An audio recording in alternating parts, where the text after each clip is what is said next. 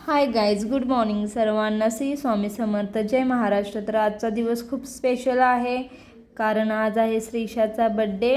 तर बड्डेसाठी साक्षी आली होती सकाळीच, कारण तिला माझी जरा मदत होती घरात म्हणून मीच बोलवलं लवकर तिला.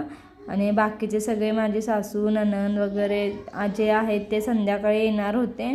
तर मी बोलली बड्डे गर्ल कुठे आहे, तर ती हसत होती कारण बड्डे गर्ल घरातच नाही आहे, सकाळपासून बाहेर इकडे तिकडे फिरते. आणि मुलांमध्ये पण श्री वगैरे घरातच होता कारण शनिवार असल्यामुळे ते लोकांची सकाळची शाळा होती. मग ते पण आलेले तर बाहेरच खेळत होती. मग आम्ही जेव्हा तिला बोलवायला गेलो तेव्हा सांगत होती की याने मारलं म्हणून. तर मी बोलली कोण मारलं, तर सांगत होती हा दादाने मारलं मला. तर श्रीला विचारलं काय झालं, तर श्री सांगत होता की नाही तिनंच पहिला त्याला जसं मारलं म्हणून त्याने वापस तिला तसं करायचं नाही म्हणून असं दाखवून मारलं. तर मी बोलली नाही तसं करायचं, तो मोठा दादा आहे तर त्याला सॉरी बोल. तर ती बोलली की मी नाही पहिला सॉरी बोलणार, तो बोलणार मग मी बोलणार. मी बोलली ठीक आहे बाबा तू बोल, तर ती बोलणार. तर बोलली तिने पण सॉरी. आणि मग सकाळी माझा भाचा आला होता तर त्याला मी बोलली तुम्ही जाऊन तिला मंदिरामध्ये घेऊन या. तर ते दोघं गेले होते मंदिरमध्ये आणि श्रीशाने चांगला आशीर्वाद वगैरे घेतला पप्पांचा आणि आले तिथून. तर मला सांगत होते की सोनू तिला मी फक्त एकदाच बोललो की देवाच्या पाया पड. तर ती सर्व देवा सगळे गणपती आहेत ना, तर सगळ्या गणपतींच्या पाया पडली असं सांगत होती.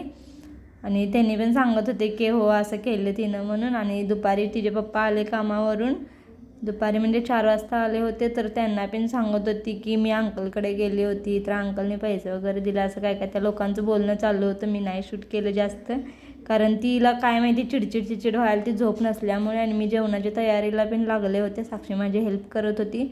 आणि मग श्रीशाला जरा झोपू दिलं कारण ती दिवसभर बाहेर होती आणि तिच्यामुळे तिला चिडचिड होत होती. मला कळाल्यावर मग मी तिला बोलली की झोपा. आणि संध्याकाळी मग हे तिची आत्या आली होती तर तिने गिफ्ट घेऊन आले. तर मी विचारलं काय आणलं, तर तिनं बोलली की तू नको खोलू श्रीशाचा आहे. तर आत्याचा आवाज ऐकून श्रीशा इथं उठली होती आणि ही तयारी सगळी बघून ती एकदम अशी खुश झालेली. आणि ते सोनू आणि साक्षी तयारी करत होते बड्डेसाठी. तर तनूनं पण तिला गिफ्ट घेऊन आलेलं. तर तनूचं तनू सांगत होती की मी पण घेऊन आले गिफ्ट, तर ती खोलत होती. तर तिला खोलू नाही दिली, मीच खोलणार असं बोलली. आणि हे बघा तिचा अवतार, कारण झोपेतून उठलेली. आणि आत्ती म्हटलं तिला ना खूप जास्त आवडतं.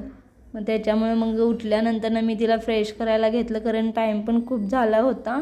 आणि तिची झोप झाल्यावरती जरा फ्रेश वाटतं ना तिला म्हणून झोपू दिलं.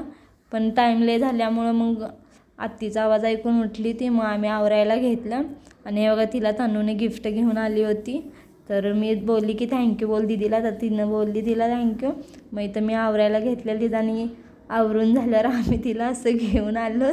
तर तिच्या रिॲक्शन बघा चेहऱ्याची, जे खुश झालेली आणि तिला आवडलं पण. कारण सगळे तिला छोटे मुलं बघितले ना तिला पण खूप असं मस्त वाटतं. आणि मग आम्ही तिला सगळं आवरून घेतलं, तिचं औक्षण केलं तिचं छान असं.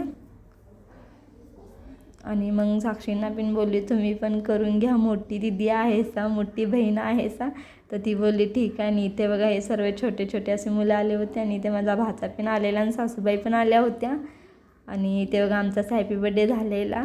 तर श्रीशा मला वाटलं ते बघून रडेल, पण नाही, ती खूप अशी एन्जॉय करत होती. मला पण खूप छान वाटलं कारण एन्जॉय करायलाच पाहिजे ना, कारण छोटे मुले म्हटलं तर एन्जॉय नाही करायला बघत, चिडचिड होते त्यांना. ते असं चिडचिड करणार म्हणूनच मी तिला झोपू दिलेलं, कारण नंतर ती एन्जॉय करणार तर तिला पण मस्त वाटणार. आणि बघा तिच्यासाठी असे गिफ्ट घेऊन आले होते. तिचे श्रीचे फ्रेंड पण आलेले आणि तनूचे पण फ्रेंड आलेले. मग त्या लोकांना असं केक वगैरे खायला दिला मस्त. आणि मग ते लोक गेले केक वगैरे खाऊन, मुलं वगैरे सर्व गेलेत खाऊन केक आणि फरसाणा चॉकलेट वगैरे. आणि मग इथं सर्वांना मी जेवण दिलं होतं, वाढलं होतं, कारण मी आणि श्रीशाचे पप्पा नंतरनं जेवणार होतो कारण जागा होत नव्हती, बाहेरच्या रूममध्ये होती. पण सगळे एकत्र जेवूया हे बोलले. तर मी बोलली ठीक आहे तुम्ही जेवून घ्या, आम्ही दोघं नंतरनं जेवतो, कारण श्रीशाच्या पप्पांना पण थोडं बाहेर काम होतं त्याच्यासाठी त्यांनी गेले होते. आणि मी साक्षींना विचारलं होते कसं झालं, तर सांगत होत्या. तर इथे मी बनवलेला हा मसाले भात आणि इथं पनीरची ग्रेव्ही टाईप भाजी बनवलेली. नाही ही सोनूची प्लेट होती आणि नंतर मग जेवण झाल्यावर हे लोक चालले होते तर बाय बाय बोलले. आणि श्रीषा बघा ह्या लोकांच्या पहिलाच चालली होती. मी ओरडल्यावर वापस आणि या घरात आले आणि मग बोलली ठीक आहे तुम्ही जावा, मी उद्या येते. तर हिचं असंच चालू असतं. तर ब्लॉग कसा वाटला मला कमेंट करून नक्की सांगा. आणि श्रीषा कशी दिसत होती ते पण सांगा. तर आपण भेटूया नेक्स्ट ब्लॉगमध्ये. Bye bye.